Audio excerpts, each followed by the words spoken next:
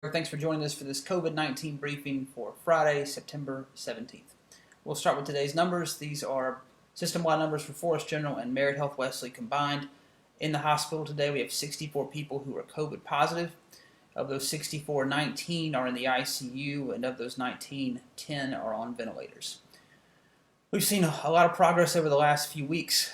If you go back to about 2.5 weeks ago when our peak was 180 people in the hospital, we're almost down to a third of that, and certainly brings some relief to our healthcare workers and our bed capacity. We want to see those numbers continue to go down. Just some notes on those who are hospitalized. Of the 64 who were hospitalized with COVID, only 7 were fully vaccinated.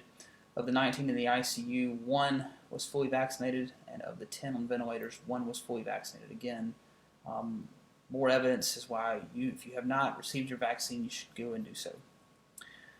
Deaths reported today, as we've seen hospitalizations and ICU go down, we have continued to see the deaths average between 5 and 10 a week, and some of that is happening, are reported in real time. Some of those are derived from death certificates. Forest County added 2 new deaths since Wednesday, up to 233, and Lamar County added 6 new deaths since Wednesday to go to 128. New cases today, Forest County had 27, with Lamar County adding 31.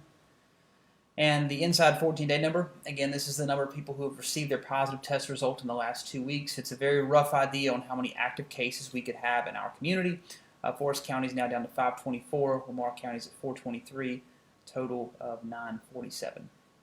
And we're about, as I mentioned on hospitalizations earlier, if you go back 3 weeks from today, around that time, you saw us, that inside 14-day number combined, well over 3,000. And so to see that number come down at 947, again, we're about a third of where we were at the peak, and that's a good sign. Hospitalizations are down as well. A week ago, we were at 111. Citywide, we're down at 64, and ICU has dropped off by half from 43 to 19. All of these are great signs that we want to continue as we move forward. Some vaccination updates. They didn't have updated vaccination stuff for this morning, but these are yesterday's numbers.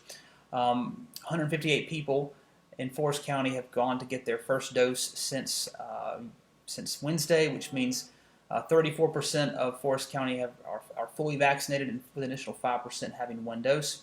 In Lamar County, 106 people have gone in to get their first dose since Wednesday, which brings their total to 50% fully vaccinated, with an additional 7% having received 1 dose.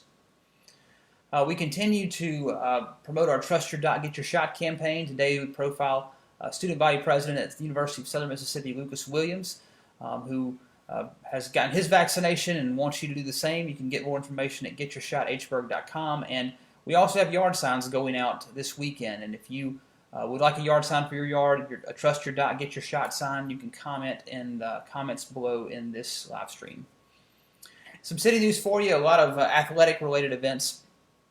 Tonight, we mentioned this on Wednesday, tonight we have Friday Night at Spirit Park. This is something the Southern Miss Alumni Association has put together for each Friday before game day. And tonight at 6:30, there will be the pep rally with the coach and the band, and just a really good time, and then the Coal Hill Band will play after that. The park will actually open at 5:30, and there will be food trucks available as well. So it's really a family-friendly event. So come on out, bring your family, and take part in what I really hope will become a community-wide tradition for Friday nights before game days. Speaking of game day, tomorrow Southern Miss takes on Troy at 6 p.m. Got their first win last week against Grambling. We hope that we can go and pull a second win out tomorrow at 6 o'clock at the Rock. Hope that you'll be there. I also want to recognize William Carey University. The women's soccer team received the #1 ranking in NAIA in the coaches poll this week. And of course, women's and men's soccer are always kind of in the thick of it as the season comes to a close and you go into the tournaments and everything. But to be ranked #1 this early in the season is certainly an accomplishment for our William Carey women's soccer team.